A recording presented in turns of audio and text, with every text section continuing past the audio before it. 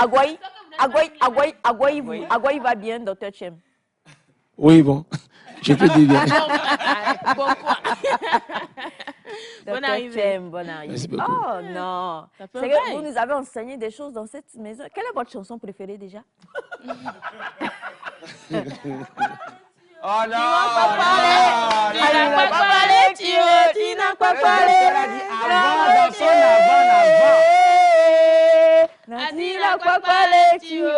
Aujourd'hui, c'est Qui est devenu pasteur? Piladouji. Oui, c'est pas ça. Oui. C'est ce qu'il faut. Alors, docteur Chem est avec nous aujourd'hui. Vous le savez, on aime beaucoup le docteur Chem sur ce plateau-là. Bonjour, bonne arrivée. Merci, madame Aïcha. Bonjour. Bonjour. Et bonjour à tout le monde. Mon ami Elias, au grand Rwanda, Tata Emefa, Monsieur Vignon. Monsieur Mignon. Et votre seul et unique Bachana. C'est mon oncle. De l'autre Et côté, au grand c'est frère. Monsieur Tambou. Monsieur Tambou, oui. Je vous présente le reste en même temps, c'est Bernadette. D'accord. Voilà. Et... Aïe, Vandenay. Voilà, docteur Chem, bonne arrivée. Comme toujours, vous venez avec une très belle tenue, hein, comme d'habitude. Hein. Merci beaucoup, madame. Pourquoi vous riez, docteur? C'est une très belle tenue, là. Moi, je l'aime. Hein. Il est content. Ah, ok. Content de rire. Aujourd'hui, vous êtes l'invité du fantôme, Monsieur Honda. Oui. Voilà. Oui. Tu apparais, À qui j'envoie des océans de gratitude. Oui, beaucoup. Des océans de gratitude à Monsieur Honda. Il fallait qu'il soit là pour que je puisse le dire. C'était encore mieux. C'est comme ça qu'on aime aussi vous charrier. Oui. Mais Des surtout de océans la de gratitude. gratitude. Des océans de gratitude. Ok. Ben là, c'est bien. On s'entend. On Oui. s'entend, on se comprend. Voilà. Des océans de gratitude. Des océans de gratitude. Et donc, Monsieur Honda, aujourd'hui, vous nous faites le plaisir de venir visiter le plateau de Nectar avec vos cheveux et Dr. Chem. Donc, nous vous écoutons. Alors, rapidement, je vais vous remercier pour l'occasion et l'opportunité. Et aujourd'hui, nous allons parler d'un thème. Il y a une nouvelle campagne au Togo? Non, pas encore. À cause du discours. Hein. Ah, de l'introduction. L'introduction du discours. Ok, nous allons parler ou bien comprendre le lien entre les valeurs culturelles et la protection de l'environnement. Un thème assez mythique dont nous allons parler ce matin. Alors, rapidement, je vais poser la question au docteur. Quand on parle valeurs culturelles et protection de l'environnement, quel lien pourrons-nous faire? Bon, je dirais que d'abord, la protection de l'environnement, comme la nature, dépend de la conception que l'on a de la nature. C'est que la façon dont vous voyez la nature, c'est de cette façon que vous allez la traiter aussi. Donc, c'est déjà, il y a un grand lien. Quand vous parlez de nature, nous parlons de notre nature là. C'est ça? Oui, l'environnement elle-même, je dirais. D'accord. Avant de vous voyez la nature elle-même, c'est de cette façon que vous allez aussi la protéger, la traiter aussi. D'accord. Bon, si nous prenons l'Afrique en général, l'Afrique voit la nature comme un dieu, c'est-à-dire quelque chose qui est sacré. Et déjà, le comportement envers la nature, envers l'environnement est automatique, c'est-à-dire il faut se comporter en bien envers la nature. Donc, nous voyons l'Afrique voit la nature comme un toit d'araignée dans lequel l'être humain fait partie. Donc, l'être humain dépend automatiquement de la nature. Nous sommes, donc l'Africain ou l'Afrique voit, nous voyons la nature comme étant une toile d'araignée, c'est ça, oui. Hein? Et de la même manière que plusieurs choses sont accrochées, et même les araignées sont accrochées aux fibres de la toile là, l'Africain se voit dedans complètement. Oui. C'est qu'on est intégré totalement. Monsieur Ataïmi. Comme une toile d'araignée. Vous savez, c'est ça la nature. Tu es en train de vivre ça en même temps. Il n'arrête pas de faire des grimaces sur ce plateau. Monsieur Ataï, est-ce que vous voulez vous lever un peu? Non, ça va. Allez visiter on capte les ondes. Monsieur Kolani. Non, on capte les ondes. D'accord. Madame Aïcha. Alors donc, c'est comme ça que nous voyons la nature. Oui. Ok, d'accord. Donc, quand vous voyez, en fait, il y a une interdépendance entre l'homme africain et les éléments naturels, même sur le plan médical. C'est-à-dire, vous voyez, il y a, quand quelqu'un est malade, on va chercher un herbe pour le traiter. On se dit qu'il y a un élément que l'être humain dans son corps qui manque à l'homme. Donc l'élément là se trouve dans l'herbe. qu'on doit trouver, dans les racines de l'arbre qu'on doit trouver pour intégrer, pour que le fonctionnement soit rétabli. Donc, ça veut dire que lorsqu'un élément manque dans son corps, il y a un déséquilibre. Donc, il faut que l'élément-là vienne d'une plante pour être intégré. Mais au même moment, les plantes, je vais revenir là-dessus, les plantes que nous cherchons, ce ne sont pas des plantes que l'Africain va chercher comme ça. Vous voyez ce qui se passe en Afrique, par exemple, quand vous allez pour chercher une plante, on vous dit d'abord, il ne faut pas chercher les plantes la nuit, il faut demander la permission. Il faut amener l'eau versée à la plante, demander la permission à la plante parce qu'il y a une entité spirituelle qui se cache derrière. On se dit que la plante n'est pas seulement une simple plante. Voilà, donc ça veut dire qu'il y a, les plantes même sont sacrées en Afrique. Et déjà, il y a un respect envers les plantes d'abord. Donc si je prends les valeurs africaines, les valeurs africaines sont à mettre en 3 catégories. La première catégorie est d'abord les valeurs religieuses. La seconde catégorie est les valeurs socio-culturelles. Et la troisième catégorie sont les valeurs morales. Donc, si nous prenons les valeurs religieuses, tous les éléments de la nature, de l'environnement, sont conçus par l'Africain comme des entités spirituelles. Ce ne sont pas des simples éléments comme ça qu'il faut voir. Vous prenez le baobab, par exemple, c'est une entité de protection. Vous prenez le kapok, au nord, par exemple, c'est une entité spirituelle. Le kapok, là. Oh, Elias. On dit si kapok, tchanlo. Quand je dis si fio.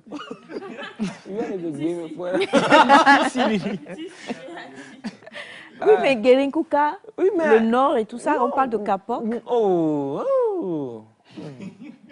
Coach, allez-y. Donc, il y a des...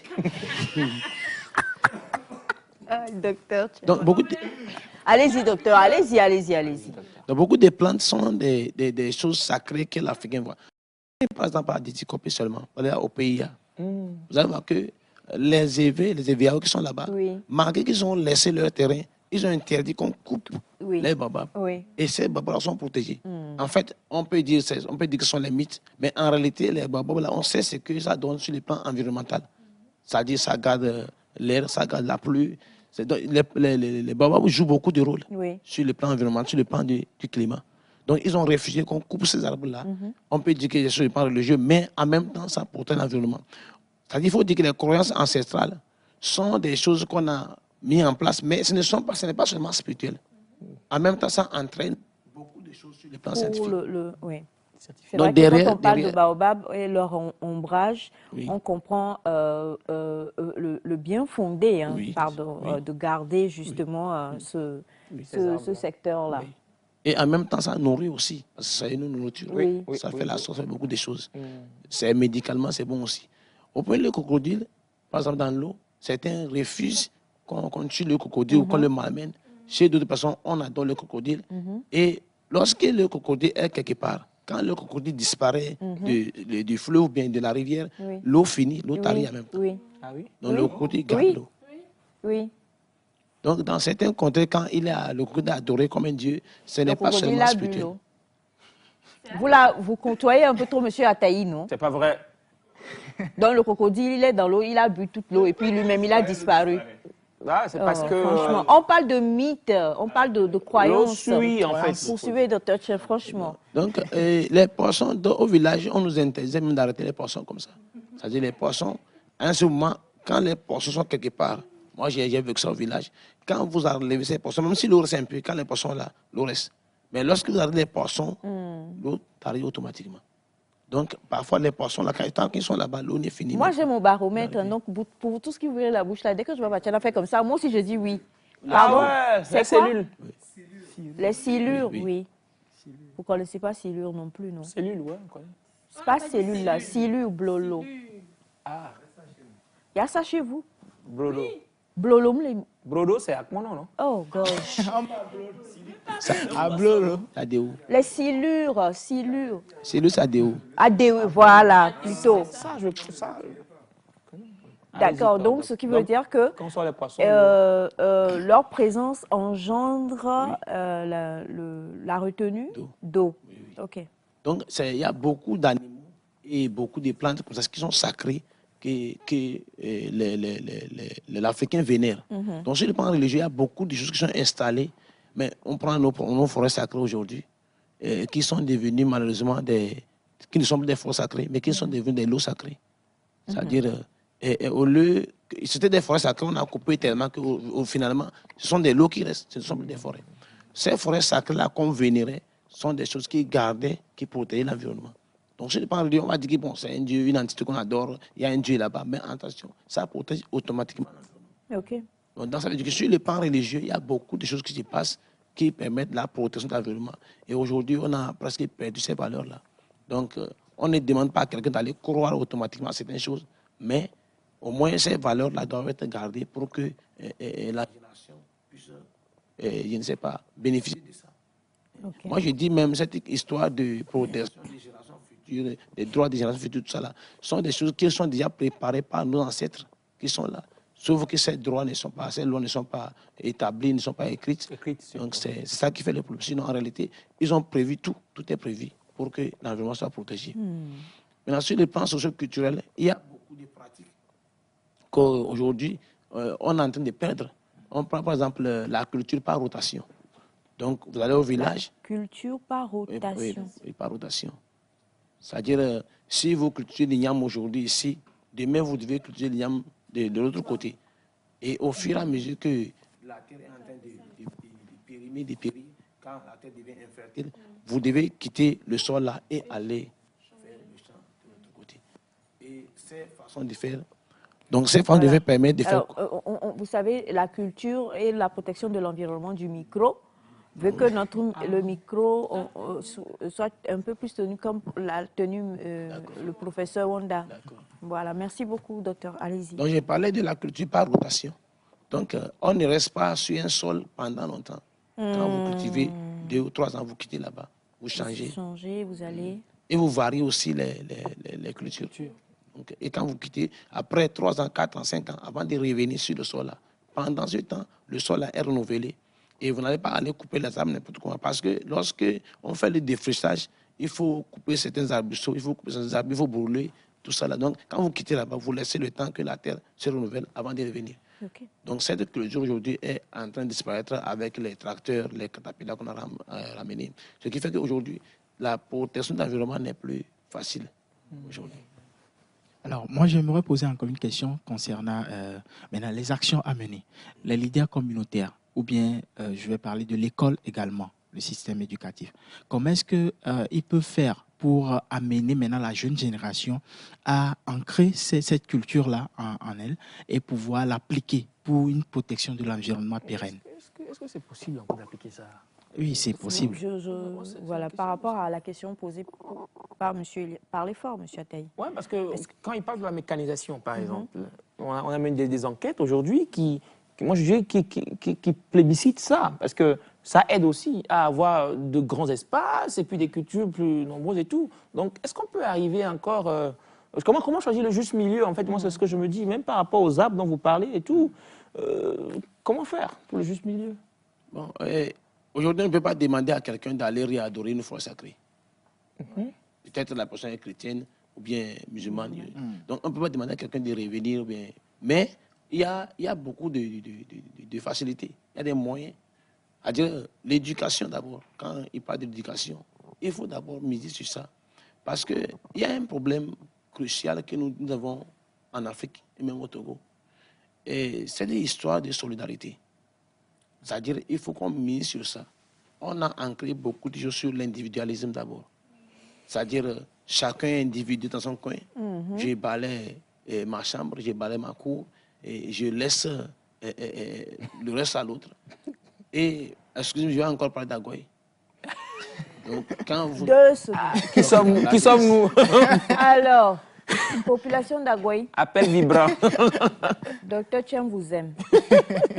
Il vécut ouais. à Agoy. Combien d'années? J'ai fait 3 ans là-bas. 3 ans comme le Seigneur Jésus. Il a eu tout le temps de faire tout ce qu'il faut. Oui. Donc, ce qu'il va dire, prenez ça en compte. Il y a un Tom, il y avait vie. Noves. Allez-y. Donc, quand je prends Agoy, il y a plusieurs quartiers de Lomé. Je prends seulement Agoy. Agoy, un exemple. Au niveau de la ville même. Vous prenez la ville, il arrive là parfois, ça ne va pas du tout. Les caniveaux sont laissés comme ça. On laisse je ne sais pas, des pierres water, des sachets dedans, et personne ne veut s'occuper. Et ça, c'est très grave. On dit qu'on attend quelque par part, que quelqu'un. quelqu'un quitte pour Voilà. venir le faire. Et ça inclut automatiquement un problème crucial. Il y a un terme que moi je n'aime pas. C'est un terme que les jeunes ont fabriqué. Ils appellent ça tamia. Depuis que ce terme est sorti au Togo, personne ne fait du bien. On doit inculquer, à dire aux Togolais que le bien est inconditionnel. Elias, vous avez entendu? Non, le bien est inconditionnel. Vous Je avez suis un entendu? chantre de cette phrase. D'accord. Donc, vous voyez, les gens, tout le monde passe, on regarde ça, on attend, si je fais le bien, c'est-à-dire si je ramasse ces sachets-là, on doit me payer. Non, ce n'est pas automatiquement ça. Il faut inclure certains valeurs. D'abord, la solidarité, savoir que la chose que nous faisons aujourd'hui nous appartient. Moi, par exemple, je ne peux jamais, même si je suis, mais je bois Pierre Water, il m'est difficile de jeter le sachet par terre. C'est-à-dire, même je peux mettre le sachet dans ma Ça, poche. c'est l'ancienne génération. Hein. Même quand je prends Botocoin, vous me mettez Botocoin dans votre chose, comme appelle-t-on, Sachet noir. Tout ça. Là. Noir. Quand je finis, je suis obligé de le mettre dans ma poche. Peu importe la chemise que j'ai portée. Donc, vous mangez pour quoi? Oui. On va vous gâter aujourd'hui. Bah, tiens là, vous. Attaquez Mamboni. On va vous gâter aujourd'hui. Grave. docteur Chen. Grave. Donc, ce qui est surprenant, c'est que on voit quelqu'un qui est là, et puis il suce Pierre Water, bien il boit Pierre Water, et puis il prend le sachet, il jette par terre, et il te dit, va au Ghana voir. Ah, c'est Que- vrai. que c'est propre C'est là-bas. paradoxal. Comme si les Ghanéens, là, ils étaient extraterrestres. Mais c'est les Ghanéens même qui mettent au propre leur ville. C'est vrai, c'est vrai, c'est vrai, c'est vrai. Donc déjà, il faut d'abord éduquer les gens à comprendre que nous sommes les mêmes personnes.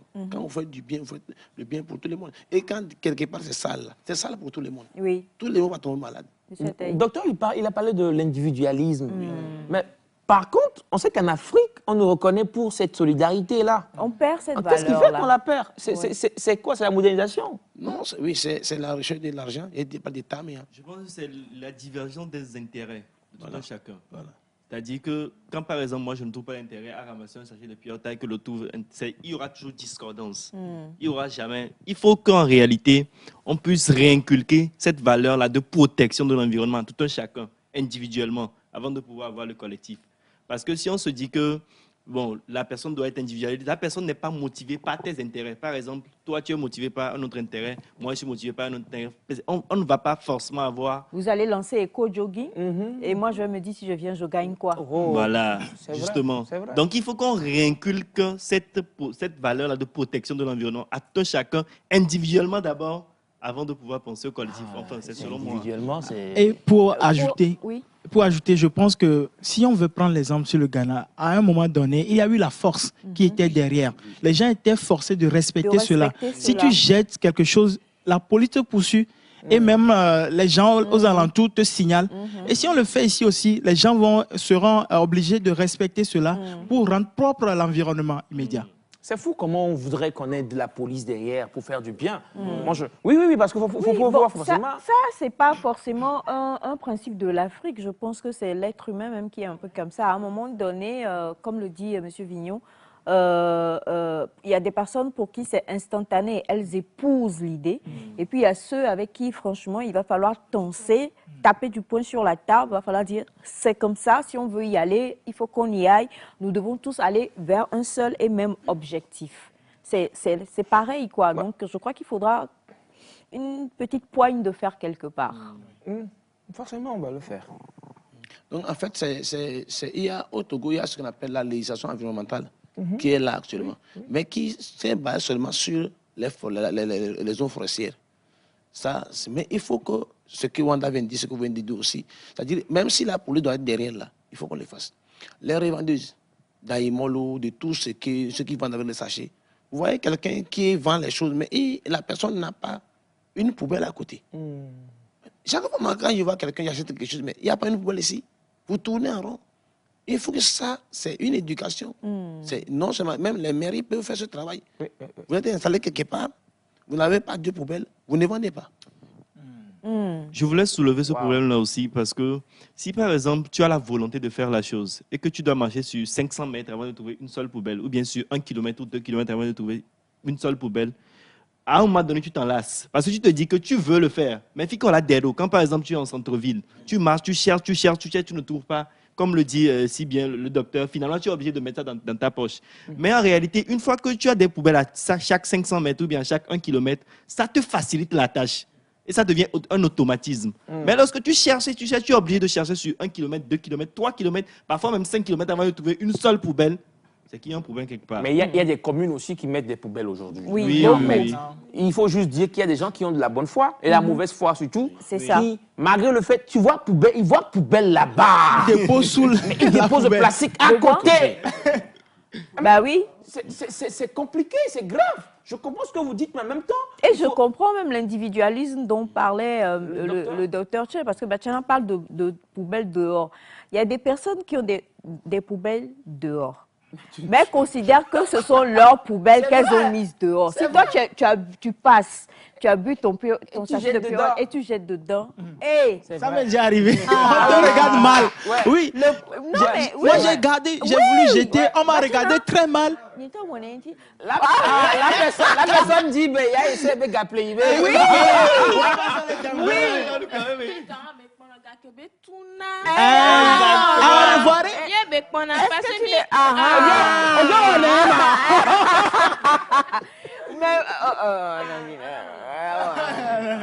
J'ai deux poubelles dehors. Oui. Tu viens me mettre. Ah non, mais c'est compliqué. Non, Vous mais c'est imaginez ça en fait, Parce que- parce que sincèrement, c'est de l'individualisme Et puis c'est à ça. haut niveau. En Haut plus, niveau. ça, aujourd'hui, à cause de ces sachets, quand il pleut, la voie, ça sent mauvais. Ça sent mauvais. Le quartier est inondé d'une manière, et puis tu vois les sachets partout. Et maintenant, tu te poses la question, qui va venir faire? C'est toi, mais c'est à toi de faire. Docteur. Désolé. Bon. Alors, comme on est en train de le dire, docteur, je vais vous lire ce message avant qu'on le poursuive. Bonjour Nectar, merci pour les éclairages sur l'environnement. En réalité, la pression démographique entraîne une pression sur les terres qui ne permettent plus de pratiquer les jachères d'entretemps, de même que les assolements. Il faut des systèmes intégrés qui associent la culture avec des allées constituées d'espèces sylvicoles régénératrices de la fertilité des sols.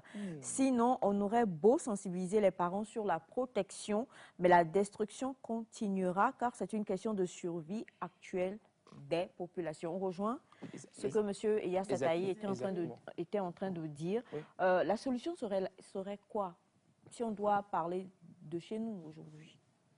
Oui, c'est-à-dire, il faut par exemple directement, il faut que l'État, quand je dis les mairies peuvent le faire, c'est-à-dire, il faut que dans chaque mairie, ils exigent de tout le monde dans leur commune, surtout les revendeurs d'abord, de mettre les poubelles là où ils vendent. Ça, c'est automatique. Quand ils vont exiger ça, vous allez voir que malgré le fait qu'ils vont dépasser les poubelles, certains vont, dès que la personne voit la poubelle, la personne est obligée de mettre les choses dedans. Donc, on peut vendre quelque chose avec des sachets, mais on n'a pas la poubelle à côté. Et ça, c'est grave. Moi, j'étais dans une maison quelque part, et quand je devais déménager, aller quelque part, on avait construit pour me loger en tant que pasteur. Je suis arrivé là-bas, il n'y avait rien que des déchets. Ils ont versé n'importe quoi dans ces dépotoirs. Mais quand je suis arrivé en même temps, il n'y a plus le temps, j'ai arrangé, enlevé tout. J'étais parti acheter une grande poubelle déposée là-bas. Et j'ai écrit déposer, celui qui va venir verser par terre là. Lui là, il a demandé 5 000. Mais quand j'ai mis une poubelle là-bas, c'est terminé. Quand ils ont vu la poubelle, ils ne sont plus venus verser. Voilà. Et Ça fait que vous n'avez... Non, mais Non, ils n'ont pas besoin de payer, c'est ça justement. Sinon, comment on va bâtir ce pays-là? Je crois que chacun doit prendre une responsabilité Exactement. quelque part. Ne pas forcément attendre Bravo. que l'autre... Aujourd'hui, il y a un phénomène d'inondation qui se parle, on ne comprend pas. Même les sachets que nous laissons, quand les sachets sont fouillés, l'eau ne pénètre plus le sol. Donc, les gens sont quelque part, vous avez acheté votre terrain, vous avez construit là-bas. Maintenant, vous laissez les sachets quelque part, vous pensez que vous faites ça à quelqu'un. Un jour, l'eau reviendra vous trouver là-bas. C'est-à-dire, les sachets vont... Pourquoi Alors, est-ce on que viendra ça vous se trouver à boucher, Dépé. en fait? Donc, ça pousse les gens à rentrer dans l'eau et pénétrer sous l'eau pour retirer, en fait, dans les bouchons, tout ce qui est comme sachet. Avant que l'eau, oui, dans les caniveaux, avant que, même pas les caniveaux, même les retenues d'eau, il y a des points où les eaux se versent dedans. Ils sont obligés d'aller. Avant qu'on s'en a belli, que nous sommes dans la retenue d'eau, mais quand même, il y a des choses quand tu vas. On était avec Et la ceux qui NASA vont ici, se... ils nous ont Oui. dit comment? qu'ils retrouvent des matelas. Il fallait demander. Les matelas... Et puis, c'est dans ça les gens vont se jeter. Ouais. Ah. Il faut, quand même, moi, je dis qu'il y a des avancées. Oui. Madame Il y a Aïcha. des avancées. Il y a beaucoup d'avancées aujourd'hui. Oui. Et malheureusement, nous sommes confrontés à la dure réalité de la vie. Il faut la modernisation, il faut le développement. Des espaces qui étaient verts à l'époque doivent aujourd'hui servir d'entreprises, de tout ça. Donc, l'éducation, la sensibilisation, petit à petit, je pense qu'on pourrait y arriver. Enfin, je crois. On pourrait y arriver. Et si possible, marteler sur les éducations civiques et morales à l'école.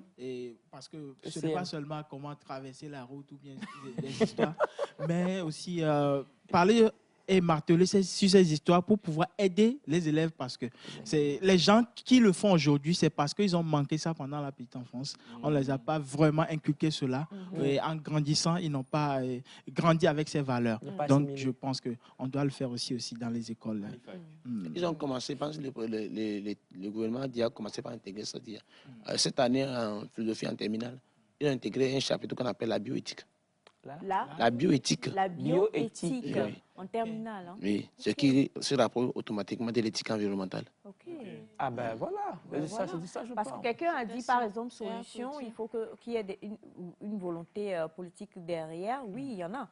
Volonté politique indispensable, introduire des sachets biodégradables en remplacement des sachets en plastique. Donc, législation interdisant l'importation et la vente des sachets en plastique avec des saisies et des sanctions.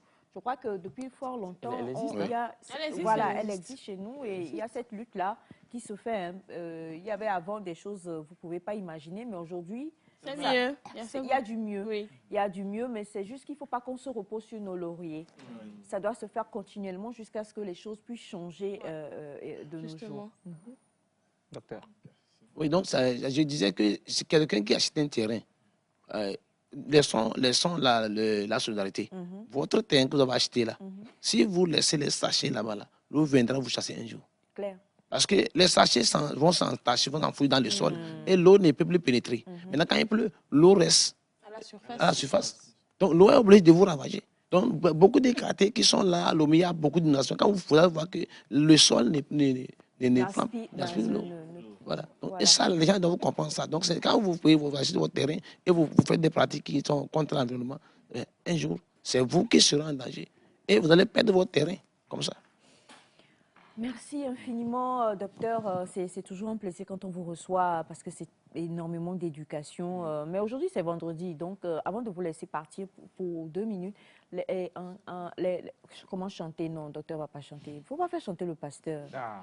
Jusqu'aux dernières nouvelles, vous êtes toujours pasteur, rassurez-moi. Oui. Ah, je ne suis pas son fidèle. Alors donc, vous n'êtes pas son fidèle. Vous avez demandé tout à l'heure s'il priait pour vous. Ouais, mais bon, comme frère togolais. Alors, docteur, à chaque fois que vous venez, vous savez que nous, on aime bien vous titiller un peu. Hein, donc, non, il ne va y avoir rien de grave. On a fait avec vous une série d'émissions ici qui a vraiment eu beaucoup de remous concernant les prénoms. Oui. Donc, quelqu'un qui s'appelle Vignon. Souvent, ce sont des quoi? Pourquoi vous regardez le jeu? Tu vas avoir l'inspiration. C'est pas de lui on parle. C'est pas de lui on parle. C'est pas de lui. Il n'y a pas de lui on parle. Là, il reçoit un message de l'esprit, je crois. De l'Esprit Saint. Bon, Attention, docteur, dites les vraies bonnes choses qui vont nous faire plaisir à nous.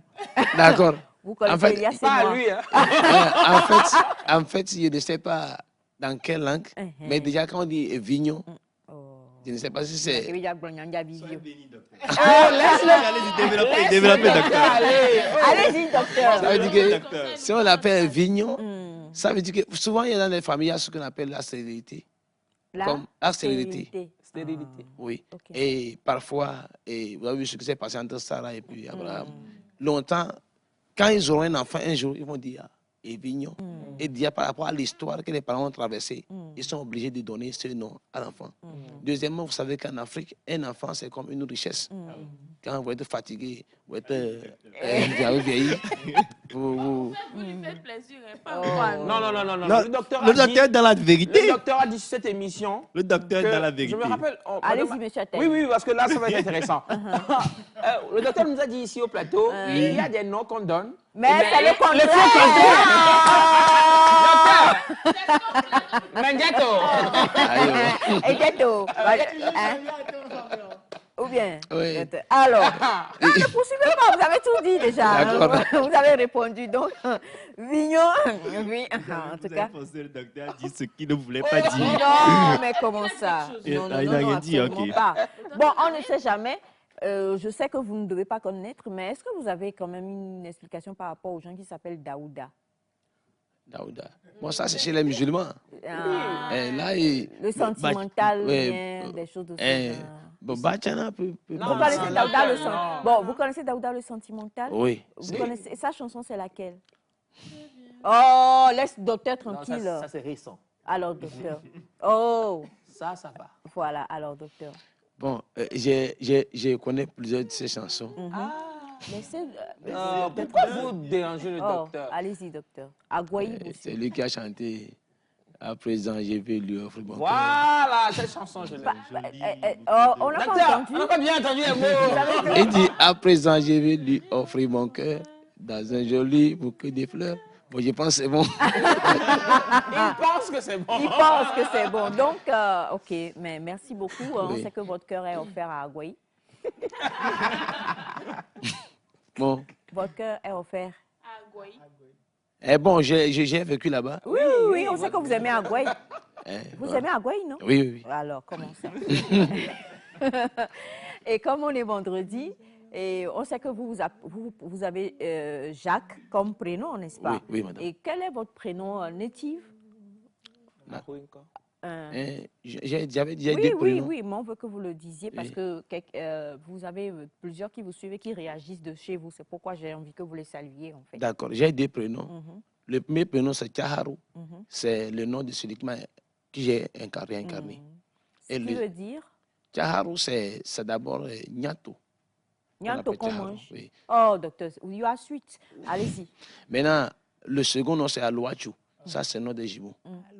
Nom de... Des jumeaux. Ah. Donc, je suis, oui, oui, avec une fille. Donc, elle aussi s'appelle Alouanam. Docteur! Vous cachez des choses. Oh, mais dis donc! Fallait dire ça plus tôt. Vous venez avec quel prochain nom? Elle s'appelle comment Alouacha? Alouanam. Aloana. Louacha. Aloacho, Aloacha. Ah, mon Dieu. Nectar, franchement, essayez de trouver une explication à Nectar, docteur. Parce que moi-même, je n'en peux plus. Quoi? Oui. Alouachou, d'abord, les gens disent que c'est le père des Alois. C'est ce que les gens entendent. C'est-à-dire Le père Alouachou. Aloa? Le père des Alois. Oui. Mais en fait, ce n'est pas ça. Le chou en lamba, c'est la chaux, l'argile. L'argile qu'on prend pour fabriquer. Or, vous savez que Dieu a fait l'homme à partir de l'argile. Donc, Alouachou, ça veut dire que c'est l'argile des esprits. Voilà, donc, ça dit, c'est-à-dire, Allez. C'est lourd. Les esprits comment? c'est-à-dire, vous savez que le chou, c'est choun, c'est l'argile Eh. qu'on a pour fabriquer l'homme. Voilà, voilà. Ah, Maintenant, ok. celui qui vient au monde, c'est il est l'argile. Mhm. Il est le pot que les esprits ont fabriqué. Donc, ce jumeau-là, c'est l'argile, le corps que les entités ont préparé, les esprits ont fabriqué. Donc, ce n'est pas une simple personne. Vous n'êtes pas simple, docteur. Je suis pas simple, docteur. Touchez un peu, voir. Ça va? C'est lui. Vous touchez l'œuvre des esprits, hein? Qui suis-je, Docteur. moi? D'accord. Votre jumelle, elle est là? Oui, elle est là. Oh. Vous entendez bien? Oui. Et est-ce que vous avez quand elle pense quelque chose, vous pensez ça? Est-ce que vous avez le don de tout ça? Oui, souvent, ça arrive. Oh! Elle est pasteur aussi. Non, non, non, elle n'est pas pasteur. Elle a vécu à Gouaï aussi? Non, elle n'est pas. Oui, avec tout Aloacha! Non, Aloanam, Aloanam. Aloanam. Louacha.